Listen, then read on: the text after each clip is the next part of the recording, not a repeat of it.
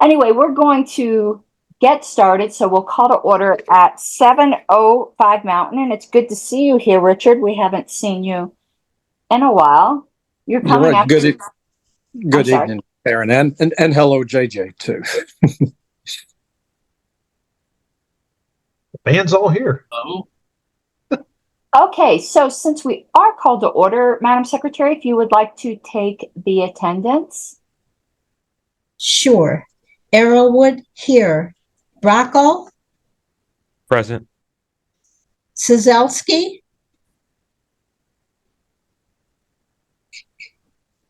Sizelski, I see your present. square. Sorry. Yeah, all I'm right. here. Thanks. Carlos? Present. Latham? Here. Martin? Present.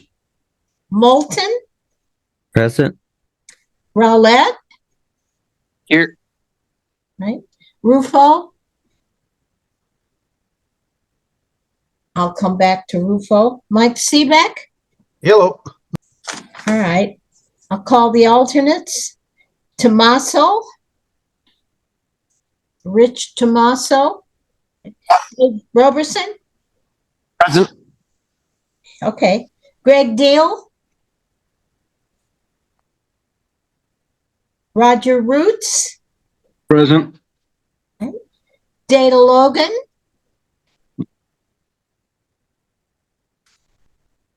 Dean Rogers? I'm here. All right. Mike Rufo?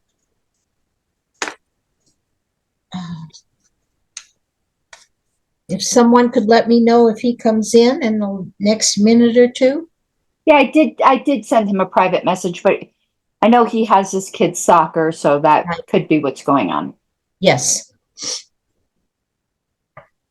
So are some alternates are sitting in? So who? Yes, we have Mr. Roberson, number 2, Roger Roots, number 4, and Dean Rogers, number 3. Are they all filling in, or how many primaries are we missing? We're just missing Mr. Rufo, but Okay. at this point. Okay, that helps. Okay. Yeah. I know I'm going to end up, me and Zoom, it does something weird. So it is time for public comment. So if anyone has a public comment, if you would just go to the reactions little thingy on the bottom, that is technical terminology, little thingy, and raise your hand. This would also include committee members. If you have something you'd like to add that doesn't fit neatly into the agenda, I'm going to give that a moment and see if anyone raises their hand, and I want to change my name as well on here because I'm not the LP secretary here.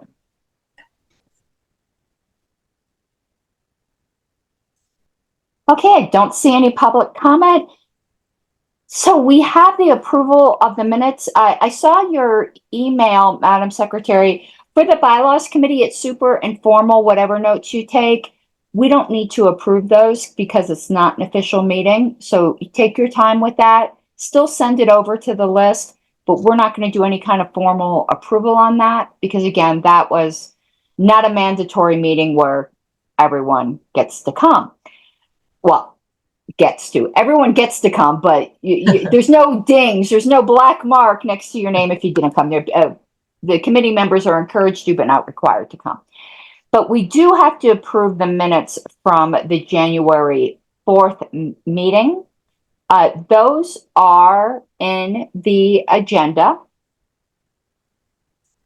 And I'm going to do something that this might not work out, but I'm sticking, first of all, the agenda link in chat. It will make life a lot easier on your chair if I do not have to share my screen, and you can go to the Google Doc that's linked in the agenda and follow the edits live because, that's how Google works. That's how we do the teller spreadsheets. Because Zoom, and Mr. Rufo is coming in, Zoom really does give me fits when I share my screen. I lose all orientation and it makes it very difficult to chair the meeting. So let's see how that works. But if it becomes, and guests can view this as well. So anyone can view that. It might make it a bit difficult for the video though. Mr. Bracco? If it doesn't work, I would be happy to do the screen sharing for you, if that helps. Yeah, that would greatly help because I don't know what it is with Zoom with 3 screens. It seems to work okay with 2, but the minute you add a third one, it loses all your windows. It's quite insane. All right. So what I'd like to do, we do have a couple more proposals and we're going to finish those. But when we're done with those proposals, presuming that we get them done before we run out of time this meeting, hope springs eternal, I'd like to talk about our next steps, the rest of our schedule and our next steps. I know some people have been bringing this up on the list, and I've said we'll discuss it at this meeting. So the first one, Mr. Latham had a question on whether we even need it, and it is the proposal SS, cumulative voting. I was a bit unclear as to whether the intent was not to have a separate proposal or to have a separate proposal.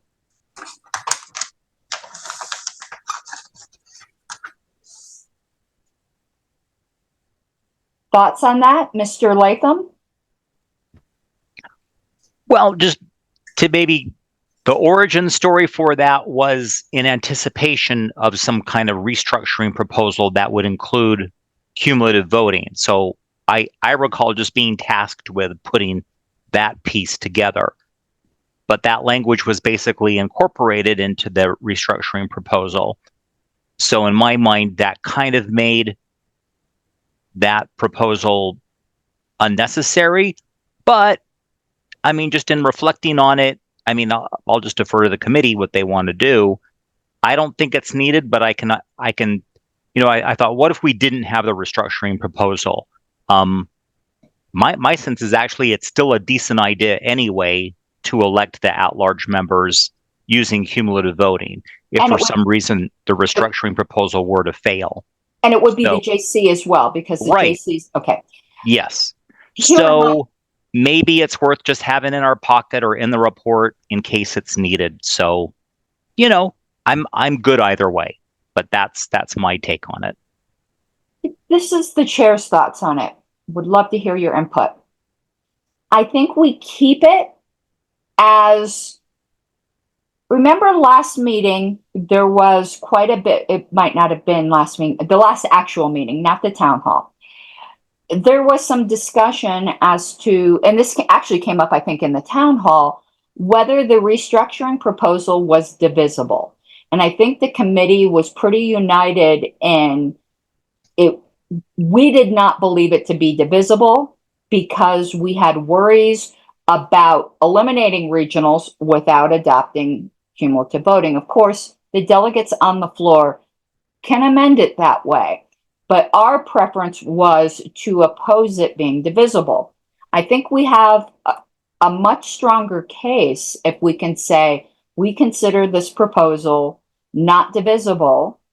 However, if this proposal doesn't pass, we have a subsequent proposal that only deals with cumulative voting. And then I think our case is pretty airtight not to divide those two sections the first time. So I think we marry these two proposals together where the second one, proposal SS, is only offered if it seemed like there was appetite for cumulative voting but not the other half, if that makes sense. So I would suggest we keep it and it get sort of married to the other one. And I am going to be making some requests of the committee that I know some people on the committee will oppose. And there is there's no hard feelings for anyone to oppose this. But something such as this, where I think whether or not we offer it kind of depends upon how the debate on the restructuring proposal goes. If it seemed like there was a lot of appetite for cumulative voting, but that proposal fails, or if it just seemed like everyone hated all of it, why waste time on this? I am going to be asking the committee when we get into finalizing a report for a little bit of judgment call freedom as the presenter of the report. If you guys deny me that, there are no hard feelings. I know there are some people who feel very strongly the other way. I'm just giving you a heads up so there's no surprise. But that's kind of what I think we should do with this. I think we should pass it. And then when we start dealing with our structuring, we marry the two together kind of as an alternative. Mr. Latham. I was just going to add, if we go that route, I was just looking at them side by side, the restructuring one and the cumulative voting, just to make them conform, because I think we spent a lot more time on the cumulative voting section for that restructuring one, so RR, and I don't know, as I'm looking at them, whether they're quite the same, so that would be the proposal, just to make them the same, but I'm looking at that now. Maybe others can too. Okay, I'm going to call on Mr. Bracco in one moment, but I am taking a bit of a privilege here. I would suggest you don't do that, Mr. Latham. I think the simplicity of this one is a strength. If the first one gets shot down, we're going to be coming at this from a position of weakness. And I think to say, hey, there was all this debate on the other, here's a nice, simple proposal. I like that this proposal just adds or cumulative voting to Article 15 and just adds by cumulative voting on the other one. Though I suppose the NOTA things are important. So it's really up to you guys as just kind of giving you my thoughts. Mr. Bracco. So is this currently a motion on the floor? I'm not sure where we're at exactly. Mr. Latham is looking at some language. There is no motion on the floor. We were kind of doing a pre-discussion of a motion. Are we approving the minutes? I forgot about that. I got all eager. Is there any objection to those or corrections to those minutes from January 4th?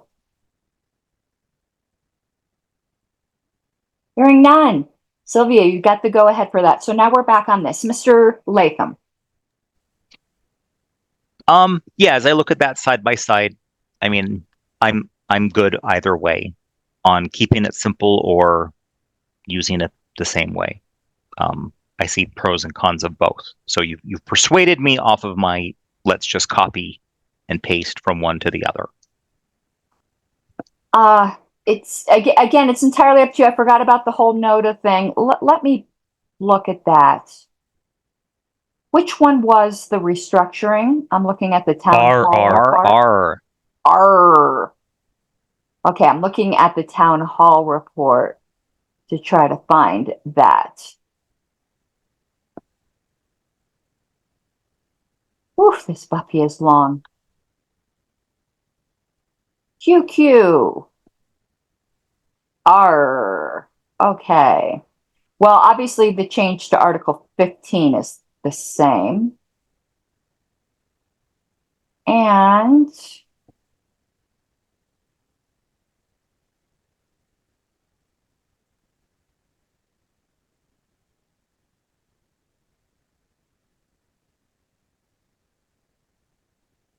yeah, it seems like perhaps you didn't change enough. Oh, I see what you did. You took out all of that. I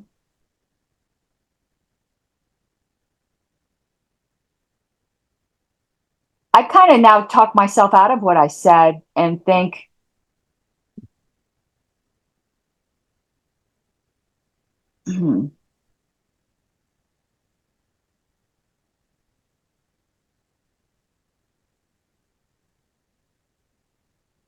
and think maybe you do make them conform.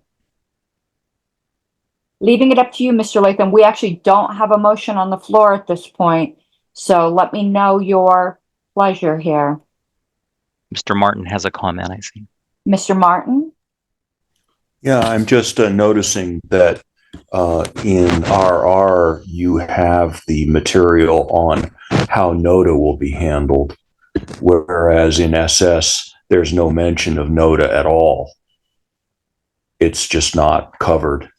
Yeah, And that, I would think that people would, well, bring that up from the floor, if you know what I mean. That's all I have.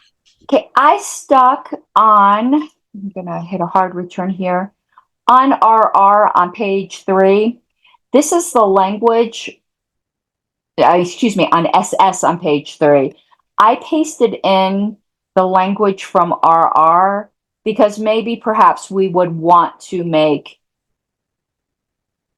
SS the second part, because Article 15 is simple. We had decided that, but maybe we do, because perhaps you are correct, Mr. Martin. And since we've already approved this language, unless we just as a committee did not want to have a separate cumulative voting proposal, that I think we could pass this right away. Do you wish to move that, Mr. Latham? Sure, I'll move that. And by moving it, I mean to amend proposal SS, that Rule 8 language from RR. Yeah, there's no motion yet, so you're not amending anything. This would be how you're moving it. Okay, so that's how I'm moving the entire proposal SS. So to be clear, it's to add or cumulative voting to Article 15, Section 1, and then to make the same changes to Rule 8.2 that we've already passed for the restructuring proposal. Correct. And if anyone is following along, that is on page 3 of proposal SS. Mr. Bracco. So since we are talking about not necessarily fully aligning, because obviously there's other changes besides cumulative voting in RR, but this currently has a proviso. Is that something we should align on? Because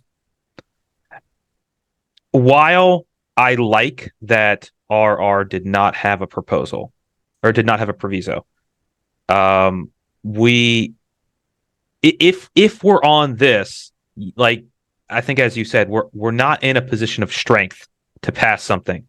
So whereas RR was maybe the most aggressive proposal that we could come up with, perhaps this one might be the most the least intrusive one. And to me, maybe that says have a proviso, although I don't know. I could go either way. I'm not sure what the best solution would be, but I just wanted to throw that out there. Mr. Latham? Yeah, I just think we ought to have a discussion about that because that's a good point. My memory is that didn't we basically say as soon as RR passes, or were we keeping the proviso in our pocket? See, I'm looking at the one now. It was, wasn't it? At this moment, the intention we were going to, if it passed, it went into effect immediately. And then if there was pushback from that, then add the proviso that it wouldn't happen till later. So it just seems like the same thing ought to be a starting place for this proposal, just because people can be planning ahead, because I think it'll affect people who, want to seek an at-large spot as to how they approach that. I am actually going to move to add to the proviso because I'm trying to move this along. I want to get to a point where we're making decisions. And I'll say why. The regional system is so bad that most things that are a fundamental change, I like to take FX sine die. What we have right now, if we still have regionals, is what we've been doing for years.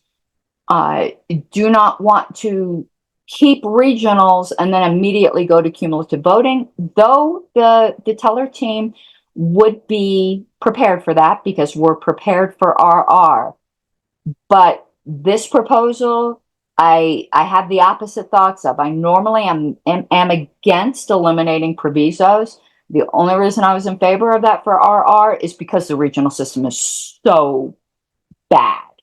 But on this one, I'm in favor of a proviso, so I am moving the addition of the proviso. So debate right now is limited to whether or not to add the proviso, which I stuck in the document, which says this amendment shall not go into effect until the adjournment sine die of the convention at which it is adopted. Mr. Bracco.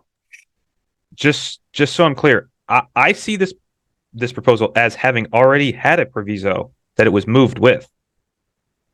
Are you moving to amend the proviso to this language? Yeah, I'm looking for your changes too, because that's not showing up on Oh, the there. document I'm looking at. I didn't see that. It did. It is slightly different language. Yeah, and I would like our provisos to all be the same language. I know Mr. Roulette feels, I think it was Mr. Roulette feels it should be the simpler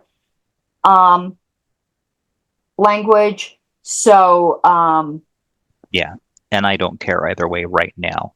but all of our other ones have the wording that I just put on the screen of SS. So I'm not sure that all of them do. I don't think all of them do. I think some of them have. Now, I'm fine with this. I'm just sort of pointing out. I do think some of them had the final adjournment. Well, we're going to need to smooth that out in the report. Sure. If Mr. Latham's intent, I got tongue-tied, was to keep the proviso as he had it worded there before, then I'm withdrawing my amendment as stupid because it was already in there and I didn't see it. So it does have the proviso. It is worded slightly different. We can smooth that out in the report. It's a stylistic difference. And I know Mr. Roulette had something to say about that, but I think we're going to deal with those sorts of things when we're finalizing our report. It's not really something to deal with here. I do think the language needs to be all the same, whether we settle on final adjournment or whether we settle on adjournment sine die. I've made my opinion known on that, but the committee will end up deciding. Mr. Seebeck. Point of information, is there supposed to be something shared on the screen for us? No, I asked people to follow along from the agenda link to look it up in the Google Drive because I can't do the screen sharing and share the committee. No, got it. I was confused. Thank you. Yeah. If everyone feels more comfortable with it on the screen, I don't mind doing the typing. Mr. Bracco is willing to share his screen if that's what the committee desires. I just can't continue to do all of that. It's too much. And okay. Can I? Well, I don't, Mr. Bracco, was your hand still up? It was up. But I don't know if that was a legacy from reminding me about the proviso. Yes. But it might be moot. Well, go ahead and we'll see. Well, when I put my hand up, I was actually planning to ask if Dr. Moulton would like to speak to this because he was the most concerned with striking the proviso in RR. So I just wanted to hear his thoughts on this. But it now looks like he's in line. He is in line and he has not spoken yet. And my hand shouldn't still be up because I withdraw mine is stupid. But Mr. Latham's hand is up, but I'm going to Dr. Moulton first as a person who has not yet spoken. Dr. Moulton. Yeah, real quick. I do think a proviso would increase the chance that it would pass. So I do favor a proviso. I think that we should mirror the language of the other proposal for the cumulative vote in here. Just keep it. I think that that's the most straightforward. And on the subject of provisos in general, I favor that when the language is intended to do the same thing, that they all read the same. I'm indifferent between the two ways of doing it, adjournment, sine die, or final adjournment, whatever we decide. But that's kind of where I fall on all these issues. Thank you. Thank you, Dr. Moulton. Mr. Latham. So my question is if you're making edits, where is that showing up? Because normally I will pull up the link and then I see your cursor going across and doing it. I'm just not seeing it when I click on. Mr. Bracco, can you share your screen? It's on page 3. You have to scroll all the way to the bottom, but maybe Google is having a hiccup. So let's see. Yeah, it's right there. That's why, because it's all the way at the bottom. It's the exact language that was passed in our. Okay. Zoom in, please.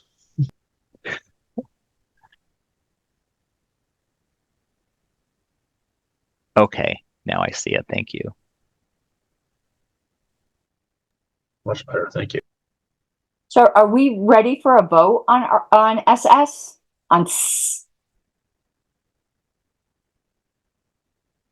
Is there any objection, Mr. Seebeck?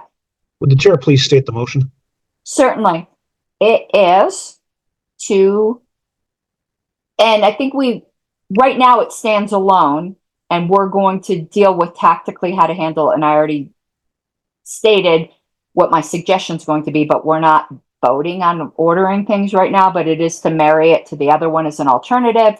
But remember, we have to deal with the bylaws as they are now, not as they might be. It is to amend Article 15, Section 1, to add at the end of that sentence, or cumulative voting. And then down at the very bottom, it is to amend Rule 8, Part 2, like on the screen, which is exactly how it is in our.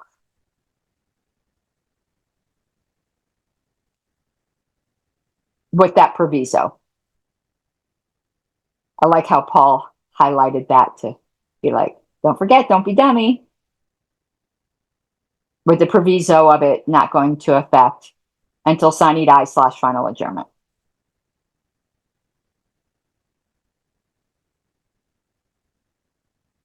All right. I'm going to ask, is there any objection to passing SS?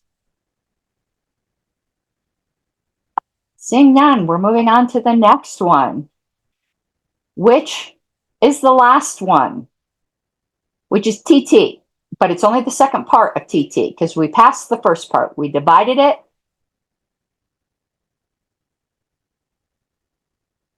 And what part did we pass? We passed the first sentence.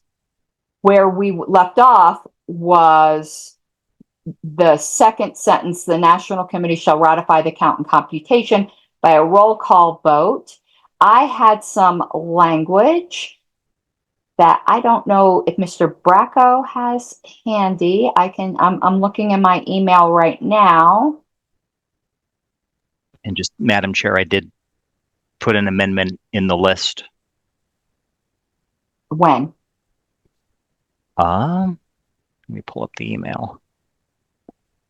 January 10th. Okay, yeah, let's see here. Amendment 1. Okay. Let me pull that up. And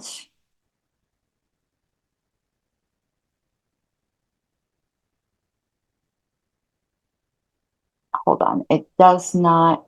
I'm going to need to download it and then copy the language. Give me one moment.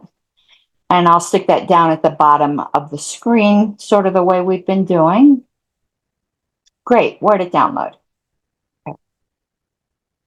1 second.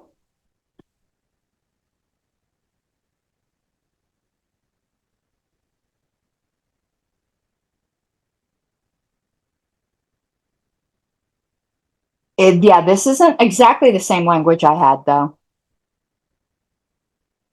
It's not exact. My email mentions two areas, changing a who to which and adding commas to set apart a phrase. Yeah, those aren't the only changes. and changing it's to But a the. I have it on the screen.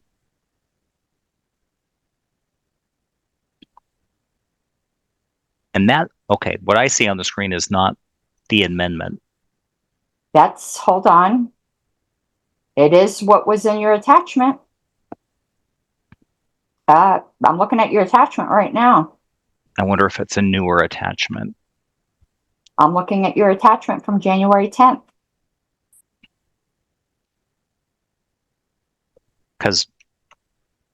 And maybe there's a newer attachment. I wonder if it might I'm be looking easier. at your email from January 10th at 9:16 p.m. So unless you sent one late at night, that's the one. And I copied and pasted it over. But what's missing? Oh, there you go. Okay, my problem is you are adding the new stuff at the bottom. Yes, I do that to make, because dealing with the columns live doesn't really work out. Okay. So can I explain what's going on there? Certainly, because you're going to need to move this. Yeah. So the stuff that's in italics, that's stuff that's in kind of the existing proposal, but the proposal would be to strike that and then replace it with that first sentence. And that first sentence was the thing that you proposed. I know that's a little confusing. I wanted to keep that existing language just so we could follow along. Oh, then it is exactly what I said, pretty much, except for the which, whatever, the grammar stuff.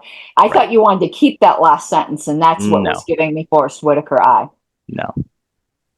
So you are moving basically, let me do this. Well, we divided it. So you are moving to strike this highlighted whole thing. And insert any affiliate may challenge the allocations provided by the secretary within 14 days of receipt to the National Committee, which may amend the official allocations within 30 days of such challenge, or they are deemed ratified. Yep. Okay. Would you like to speak to that? I do have something to say to it. I'll defer to you. I have two things to say to it. Remember how the last controversy, the decredentialing controversy, arose out of a question that came up on the Bylaws Committee. You guys just get me in trouble. Just for anyone who's watching, who's interested, it was primarily this issue that inspired me to make that policy manual change. There's no secret plan to disqualify delegations. I wanted a policy manual change in place in case this bylaw doesn't pass in the future, so that if anyone had a problem similar to Utah, that they would actually get a decision of the LNC at this convention that could be immediately appealed. Protecting the affiliates' rights is my grand scheme. It's out. I confess, that was the secret plan. So I knew it. I knew it all along. It's so crazy what these people dream up. It was inspired by Utah. I was very concerned by Chair Short's question as to what his recourse could be. JJ has also mentioned, because we're not going to get into that here, it'll be gotten into at the LNC meeting, but there are other reasons that I didn't even think of, that's a wise policy that should have been in place for years. But anyway, if anyone wants to know what was the initial inspiration for that policy manual change, it was you guys getting me in trouble again and making me out to be the pink devil. It's crazy pants.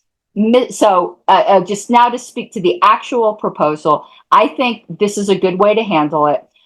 It's kind of that passive process that I was advocating before, that puts the burden onto a state chair to challenge if they wish, which means they have to have some kind of proof of some sort rather than nah. And it also doesn't allow the National Committee to just sit on it. So if they sit on it, it's deemed ratified, thereby a decision of the LNC, which can then be appealed. Mr. Latham. Yeah, well, thank you for your support.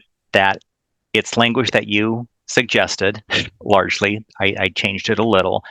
And again, it's not just my affiliate, but after it has come to my attention that some others claim that their affiliates were having similar issues and they reached out to national and they were being ignored. Now, I don't know whether that's true or not. My approach is, I see a problem. Maybe it's never been a problem in the past, but it's one that has come to my attention and now our attention now. It's like when, you're inspecting your property and it's like, oh, there's a door that's ajar. How about we close that door and secure that door? So that's all that's going on here. And again, I like the suggestion of making it passive. Hopefully it never gets to be an issue, but if there is an issue, someone can raise it and we have a process to address it. So that's it. Thank you. I just a request of personal privilege to you, Mr. Latham. As far as I know, there's been no other requests. I'm not calling anyone manufacturing anything. Perhaps the request was made to a regional rep or to the chair. I don't know. I'm not going to ask you to name names. If you happen to remember who they are, or if you've seen them, please ask them to email copying me so that I'm aware of it. Because I'm not aware of any others. There were some before ratification, and we dealt with those states, and they are satisfied. And we have not heard further from Utah after we gave the additional information. I am confident Utah's are correct. And can I just respond to your? Yes, certainly, Since Mr. it was Latham. kind of direct. And here's the thing. I think there is a lot of drama that's manufactured, and I just don't, know what to make of that. So I'm going to say, okay, I'm taking your raised concern at face value that it's legit, and here's the process to address that again. So we can say there's a process. So it's, if someone says they have that problem, well, here is your path to solve that problem. And I just don't want to get into give me, proof. Yes. It's, so that's why I'd rather not go say, show me proof. I just don't want to engage in it that way. This is the solution I think is a better solution. Agreed. I just would like to be made aware to help facilitate. You were copied on some of those correspondences with Chair Short, and I hope you thought I was helpful. I really was trying to get him whatever he needed. Mr. Bracco. So 2 questions. For any affiliate, would that be the affiliate, like the governing board, the chair, like what person or group within that affiliate is able to do so? Is it like members? I don't know. I don't know. This might be complicating things, but I kind of think it should be. It's definitely complicating things, but I kind of think it should be specified. And just the other thing is just hopefully a quick question and a quick answer. Under this language, could an affiliate challenge the LNC's response? I have no idea what the question you just asked. So the LNC within 30 days has to amend or not the thing. Could an affiliate challenge that amended or failure to amend, or would that not be allowed? Yes, that's the whole point. There's no right to amend without a decision of the LNC. Well, I understand the to JC appeal. challenge. I understand the JC challenge. I mean, could they basically recycle this same process over and over and over? No. Not JC. No JC involvement. No. Okay. I honestly, Mr. Bracco, have no idea what you're asking. They challenge, they get, the LNC either amends it which is again them issuing official numbers, and it's no longer the allocations provided by the secretary, it's the allocations provided by the LNC. There's only one time that the allocations are provided by the secretary, and that is what may be challenged. After that, if they have an issue, it's JC time.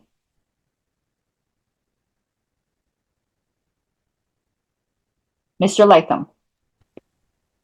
I just want to say my intent and understanding is that any affiliate, so we're talking about the affiliate's leadership, but I guess I'd be curious just as a query while we're making a record here. I mean, is that just assumed that that's who we're talking about? Could it be anyone broader than that?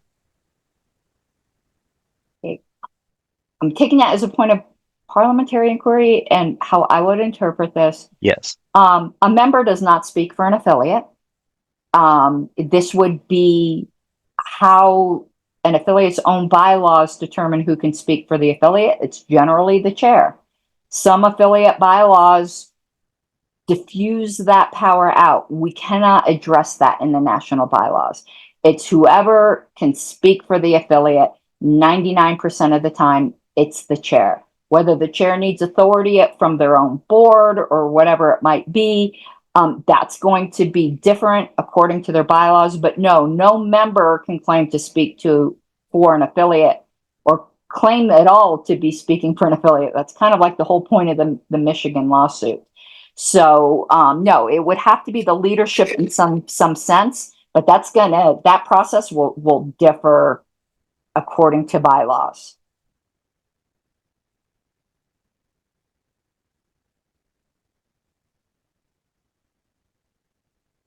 But let me add an unanswered question. Who can appeal? Anyone. Because you need signatures. There's no automatic right of appeal here. They will need to get signatures.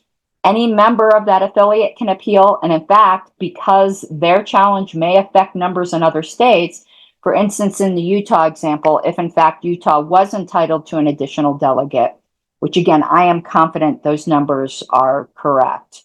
At least within a count of one or two, which is the most they've ever been correct. If we're going to be honest here, they'd have to get 13 additional national members to have another delegate. I think that was the number, and there isn't an error that big. At least I honestly believe that, but I'm willing to be persuaded otherwise. But say in fact there was an error like that, then Indiana would lose a delegate. So Indiana might want to challenge because it's a cascading effect.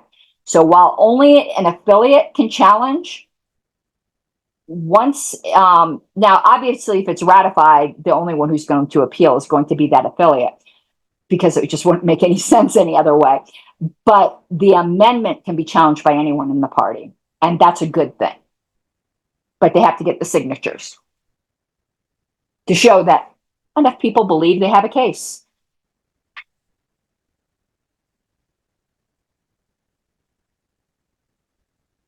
I think that's what I had my hand up for, so I want to lower it.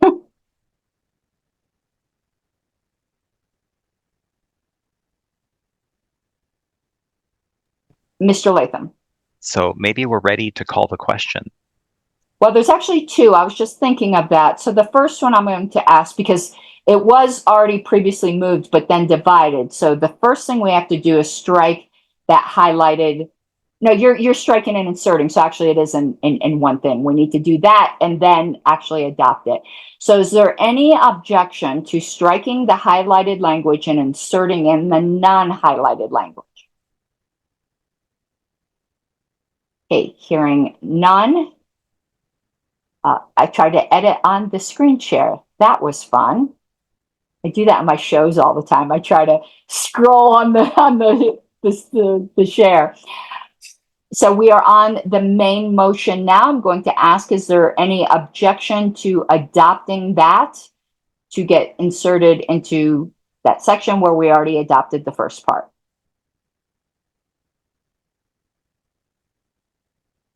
All right, hearing none, TT is adopted. Woo! Okay, we are at the end of our proposals. So at this point, I'd like the committee to start to discuss where we're going from here. I see your hand, Mr. Latham. I'll call upon you in one moment. I want to give just a little spiel here for 1 second. Even though we had our little gentleman's agreement that this was going to be the proposals and we are moving on, this committee nor myself can't tell anyone they can't have any more. It's your right as a committee member to keep proposing things, gentleman's agreement or not. So just so you know, your rights have not been curtailed. I do not know how the rest of the committee will feel about that, but right now, as far as the committee is concerned, unless somebody brings forward another proposal, we're done with proposals and we're now on refinement. I do have some suggestions on what we should do next, but I don't want to jump ahead of other people who may have some suggestions. So Mr. Latham's hand was up first, then Mr. Bracco, and then I'll get in line. And I apologize if this is me fly-specking, but are we one vote short of that last one, TT? I thought I heard a let's adopt the second amendment, and that happened without objection. And then I don't know if we just did the whole shebang without objection. We already adopted the first part. Okay, but then do we need a separate vote to just adopt the whole thing as a whole? No. If that makes sense. No, Okay. it was divided. So once the two divided parts are both passed, they come back together as a happy couple to go off into a honeymoon. Perhaps they'll be divided again at convention. Hopefully they will not get divorced. But right now, they've been reunited and it feels so good. Okay. That gives us all warm fuzzies, I hope. Yeah. Mr. Bracco. So if I recall, we were doing the meeting every week until this point right now. So does that, I guess I just want to make sure that I understand. Because originally prior to that motion, today was not a meeting day. It would have been, it would have been an off week. And then we would have had a meeting on the 25th. Are we resuming basically, I guess my question is, okay, we're going back to every other week unless more motions or more decisions are made. Are we going back to every other week and the next meeting is January 25th as originally scheduled? Or are we going back to every other week and the next meeting is February 1st? If we go back to every other week, it's February 1st. Because every other week would be from our last meeting. But we might not want to do that. But right now, unless some other decision is made, our next meeting is February 1st. Okay, so here's the thoughts that I had, and I'm sure other people will have other thoughts. I do not want to go to a meeting next week. I think we need 2 weeks to do what we're going to do next. However, we might go back to every week depending upon what we do at our next meeting. So what I'd suggest is there's some persons who are pretty, and this isn't shade or anything like that. Everyone has their own strong feelings. There's some people who feel very strongly about certain ordering plans, and other people are pretty content to what the people who are really passionate about it duke it out and what we come up with. So I'm not suggesting everyone needs to have some kind of fight to the death right now. But what I suggest is that the people who have strong opinions on how our proposals should be ordered. Now, remember, everything I say, I'm not going to preface it this time. I'm going to do a big preface at the beginning and just understand this applies until we adopt the final report. All of these ordering plans are preliminary. We can end up still shifting things around. Until we vote to adopt a report, it's always preliminary, but hopefully we will be courteous to each other to not do that unless some pressing need comes up. So I would suggest that all of us who feel strongly within the next 2 weeks come up with an ordering plan, perhaps in writing. You can stick it on the list. Some people who aren't as comfortable with that, however you want to do it, with their logic, with an argument for why they think this is the best ordering way. And order all of the proposals, even though we know that unless you only care up to a certain point. Like I only care about these 10, but otherwise order them all, even though we know they're not all going to get heard.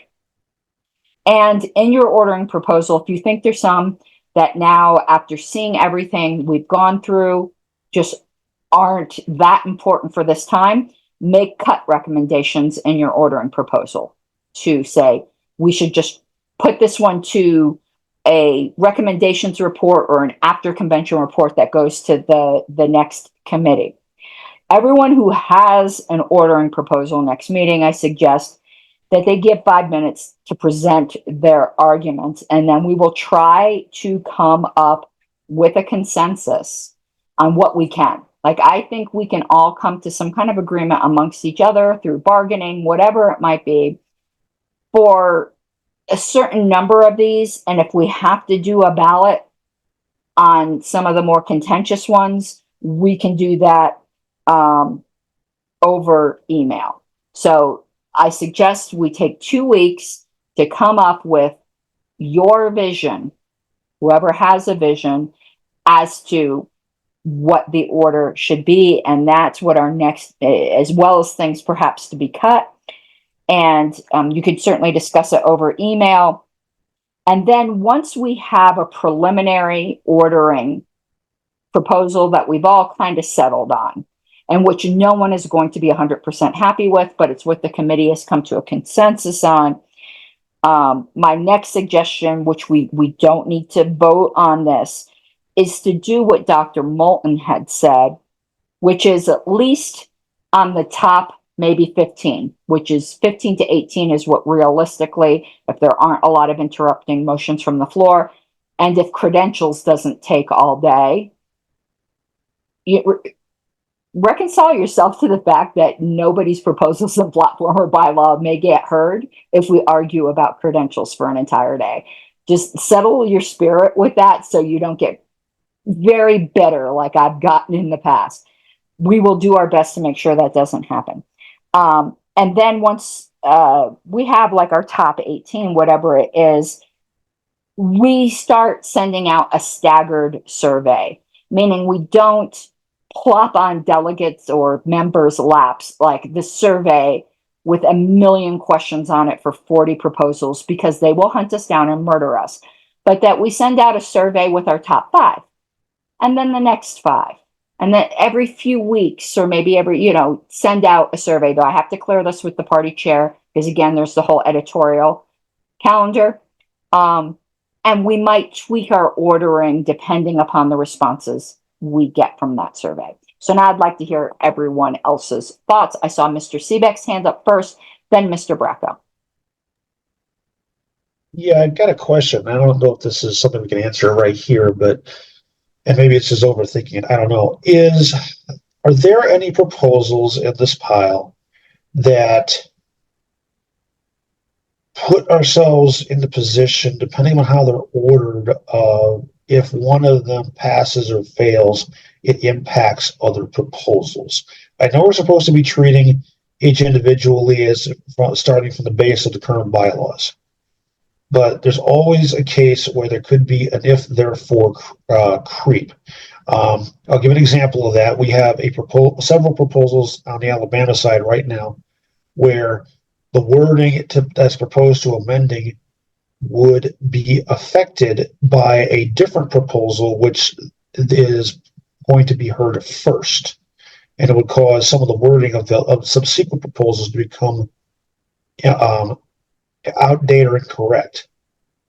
Is there anything that we have in here that could have a similar situation? I don't know.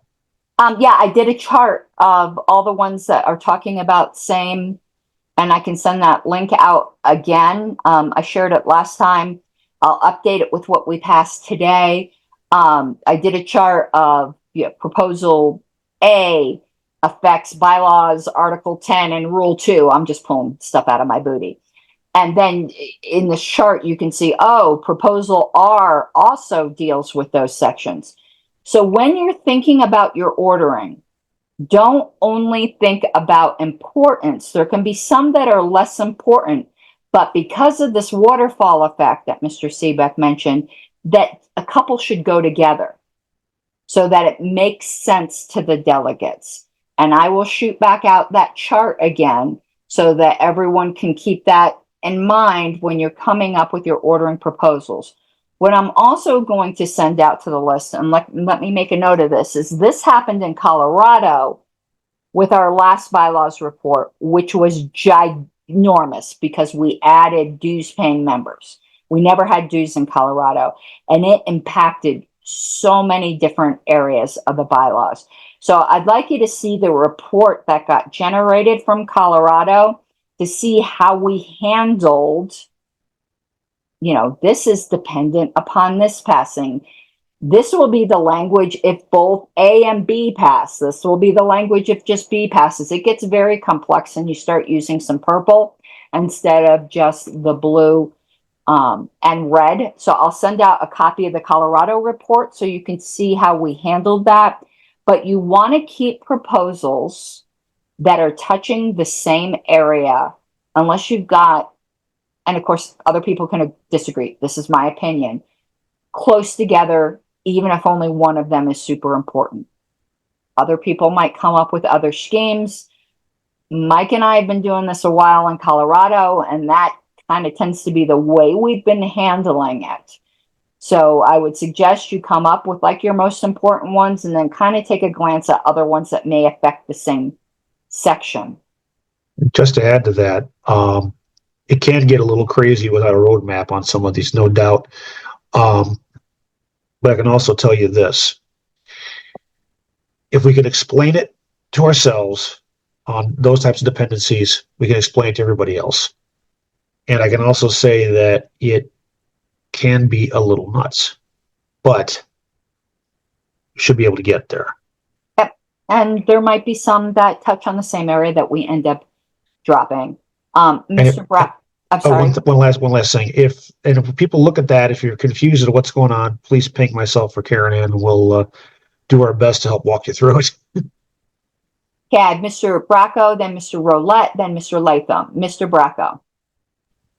So with all this kind of stuff in mind of cascading proposals and stuff, I would think that it would help things if we had less proposals. And I'm not somebody who feels all that strongly about ordering. I think that's much more tactical. And I'd honestly try to leave that to people who have a little bit more experience at getting bylaws passed at convention. But there are a few that to me seem so similar that I kind of think they should probably just be one proposal. I'm going to toss out a few. We have one proposal that extends the platform appointments, and we have another one that extends the credentials committee appointments. Why? It's the same idea. Let's just make it one. We can. That kind of thing. That's part of ordering. I'm sorry if that wasn't clear. Okay. Suggesting combining proposals would be part of ordering. So like say you'd say, and I know you may not necessarily care about ordering, so you just may go, I don't have any proposals on ordering, but I think we need to combine, R and S. We need to strike T. Again, I'm just pulling things out my booty. Don't anyone think if this is your favorite proposal. And we should marry, for instance, like we did RR and SS.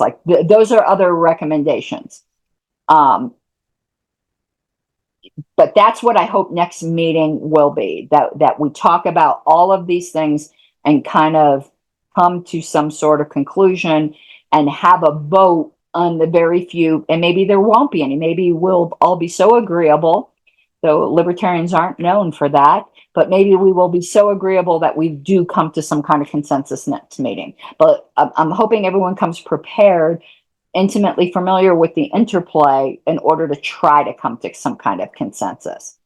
Mr. Roulette and Mr. Latham. So I wanted to answer Mr. Seebeck's question. There are basically only a couple things that really interact with each other in a fairly significant way. There's the dues going to $25 and the dues needing to be paid in one chunk.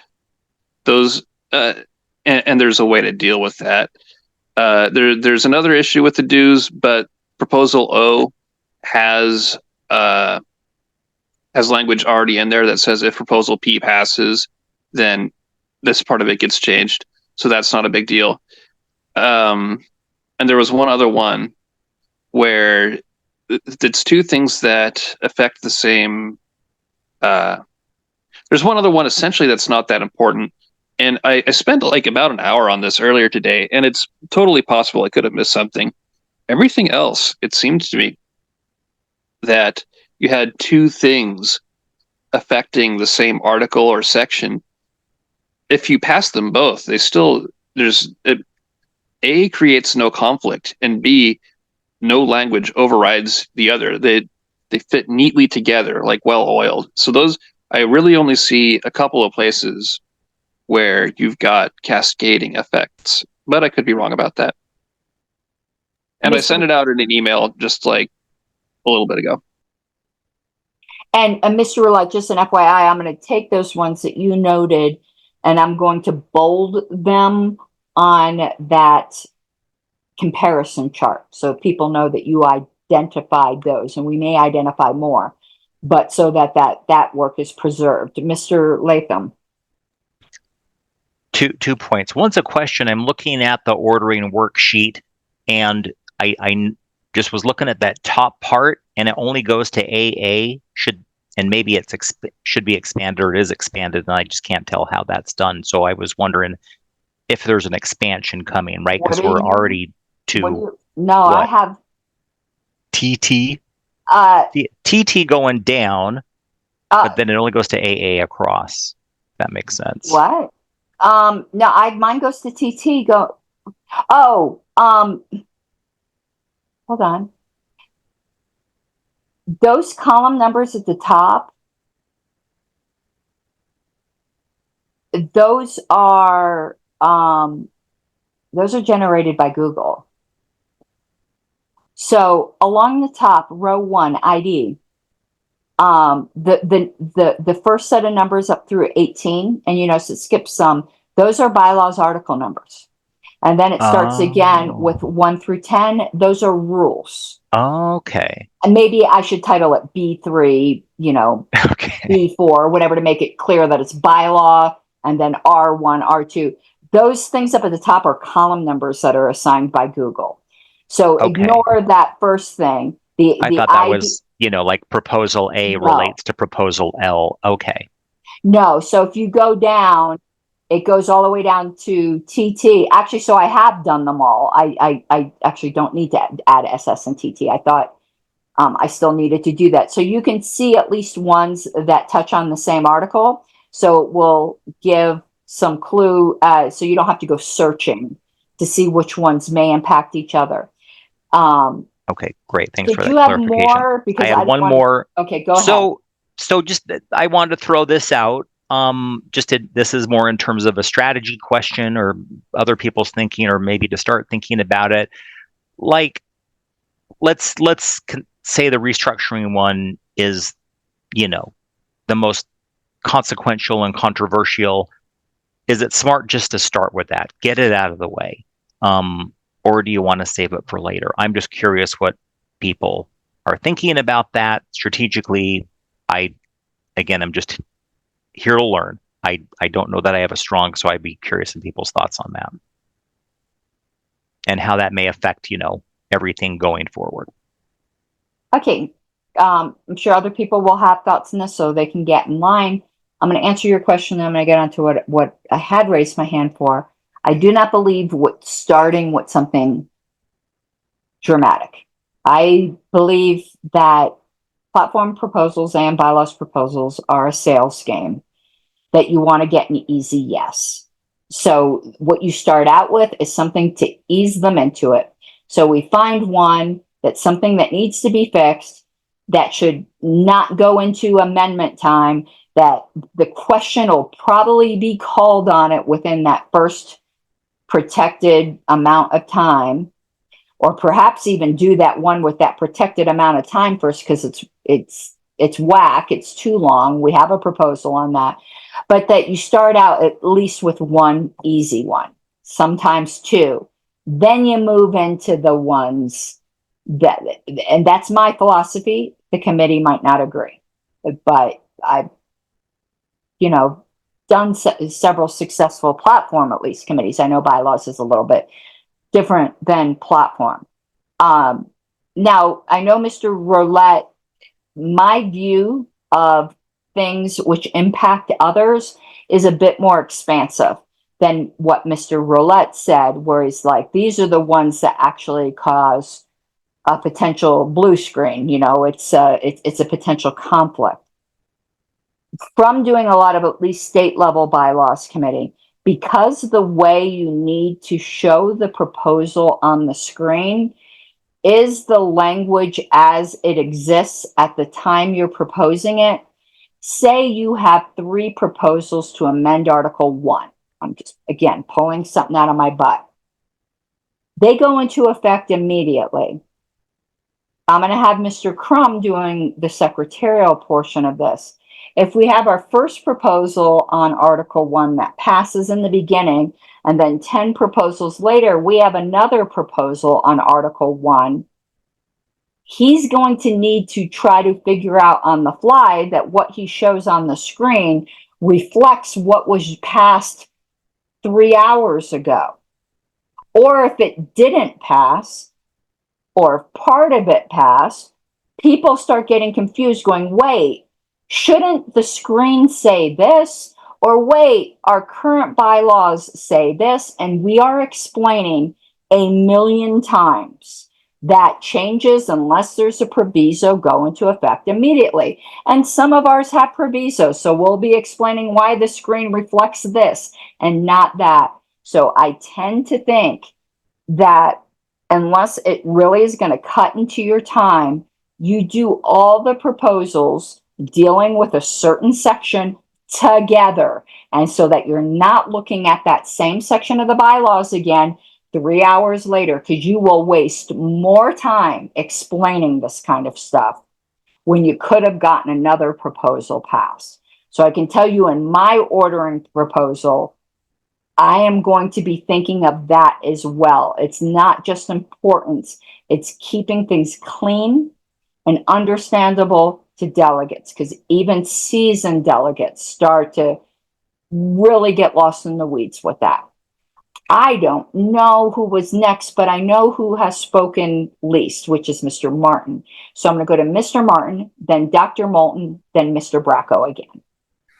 Thank you, Madam Chair. Just briefly, I want to just say that I think getting people used to saying yes before we get to the more challenging ones can help. There's a sense of momentum that can be developed that can really help people when they get to the harder stuff. So, yeah, I know that we worked out some proposals which are designed to fix very specific things which definitely need fixing. And those should be fairly easy to get yeses on. And then, the chair, our chair already said some of these things, but to introduce those early on, and then maybe around halfway through or so, start to bring in some things that are going to require a little more thought, maybe more debate, and slow things down. And these would still be very important things, like the restructuring. You know, I would really like to see that go. So I don't want to put it off so late that, we can't get it handled.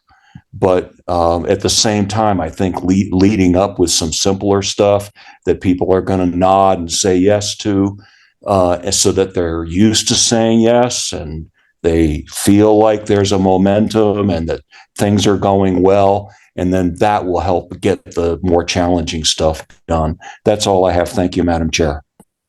Oh, thank you, Dr. Moulton. My goal is to get proposal R passed. Nothing else matters. So politically, whatever gets us there is great. If nothing else passes, that's fine. We have to delete the statement of principles. That's fine. I'm going to murder we gotta you, Dr. get proposal R passed. So I'm open to suggestions from others about how to best facilitate that. Dr. Moulton. Mr. Bracco. I suggest some kind of pirate themed marketing. But There is a proposal, sort of, that's not on this sheet. The first part of proposal P, because that was a big like rules cleanup. It had nothing to do with the electronic voting.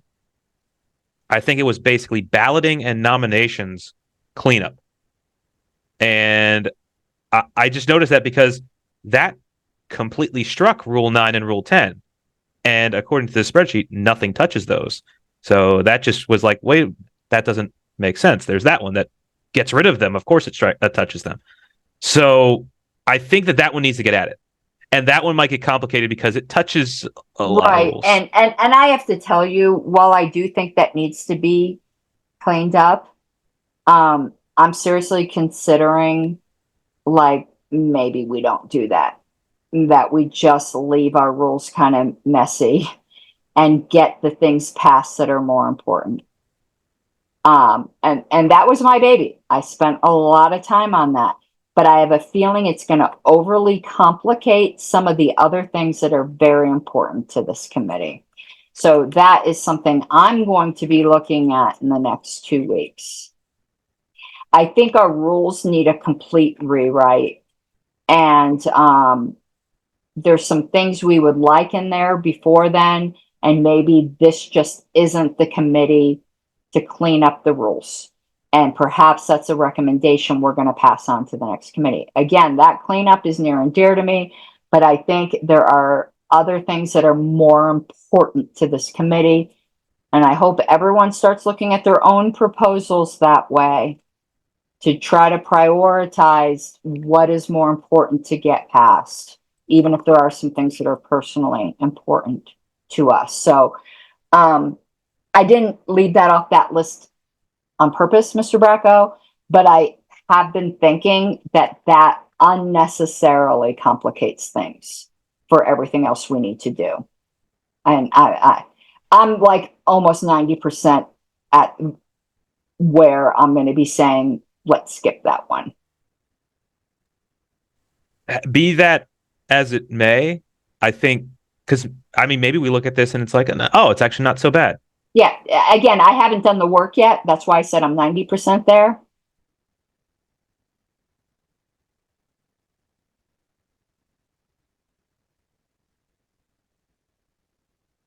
Mr. Latham. So another and maybe related question, what are the prospects of, if we run out of time, getting more time? None. Oh, come on. Okay, well, let me put it to you this way. If we get rid of the regionals, we can go later because we don't need regional caucuses. Yeah. So I would like us to be thinking about ways to give us more time to get to all the stuff we did. I know Mr. Seebeck's probably going to say this. Platform only has 90 minutes. I think they're going to look at us like whiny little bitches for complaining that we have 4 hours. That would be a small understatement. But on the first day, if R, which won't be R by the time it makes it to the floor, but it will always be R in our hearts.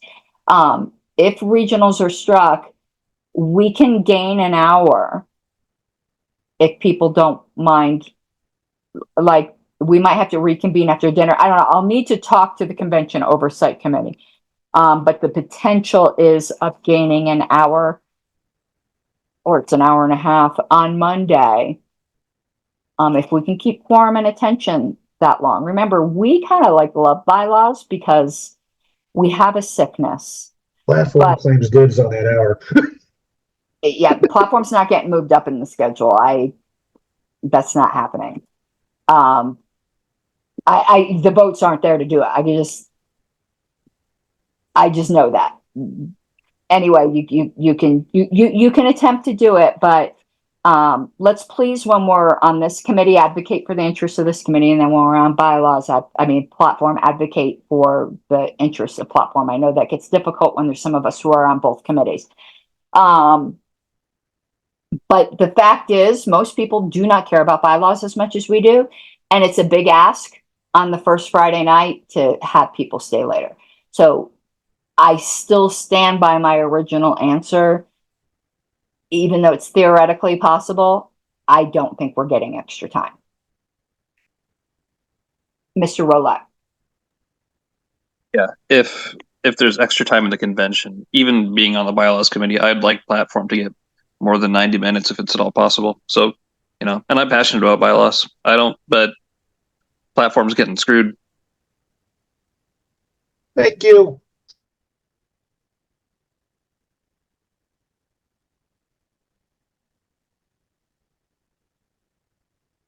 I'm putting on a different hat here. Platform got heard last convention.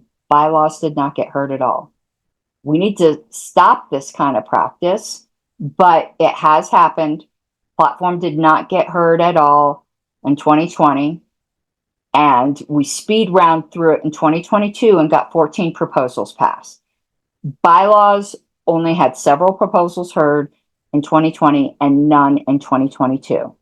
I do not think it is at all accurate to say in general, as a party, not dealing with a specific committee. And I say this as a platform committee chair that's had no proposals heard on surprise, that I do not believe it is whatsoever fair to characterize platform as getting screwed. I would suggest people write to the Convention Oversight Committee if that's what they feel. Can we please keep that debate out of this committee?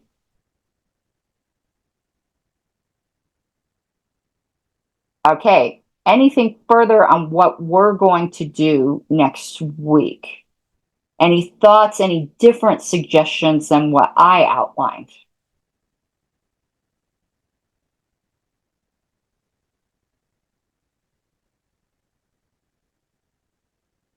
None?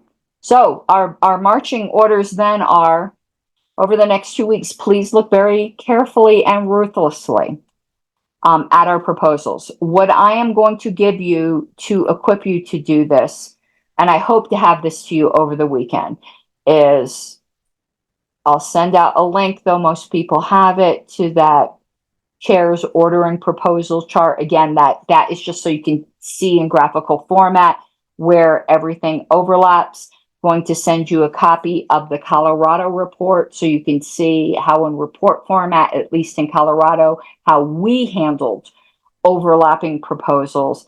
And I'm also going to update the last town hall report because that is kind of the basis for our final report. Obviously, things will be shifted around, deleted, whatever, but that's kind of a draft working copy of the report. I'm going to add SS and TT to it, and I will send that to you guys in Word format so that you can play around with it. So you have that to work with, and I hope to have all of this in your email box by this weekend. But I am at the Florida convention this weekend, but I was messing around with that town hall report earlier today because there were some errors that were typos that we didn't even catch, that members of the body of the party did.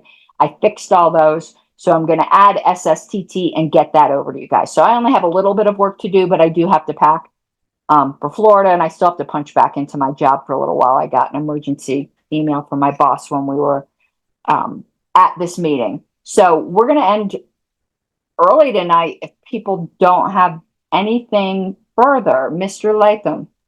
Just to confirm, so there's no meeting next week. It'll be on February 1st. Yes. I think we need the 2 weeks to look at this carefully. And again, not everyone needs to come with an ordering proposal. Just realize if you don't, you're probably going to get the stink eye from those who did if you start really like having all these strong opinions and then didn't come with some kind of ordering proposal. Mr. Rolette. Do we want to deal with standardizing the provisos now, or do we want to save that for later? I'd like to, if it's, again, it's the committee's pleasure, but I would like to wait, and because I think we all agree in theory, there might be some technical disagreement. We know what we mean. I'd like to do that kind of smoothing over when we're closer to a final report. because I have a feeling that's not going, we're going to be doing some amendments, tweaks here and there to a few other things. Because as we start ordering these, we're going to go, aha, I didn't see that. So, I mean, you can move that anytime you'd like, Mr. Roulette. My preference, which might not be yours, and that's okay, is to move that closer to a final report.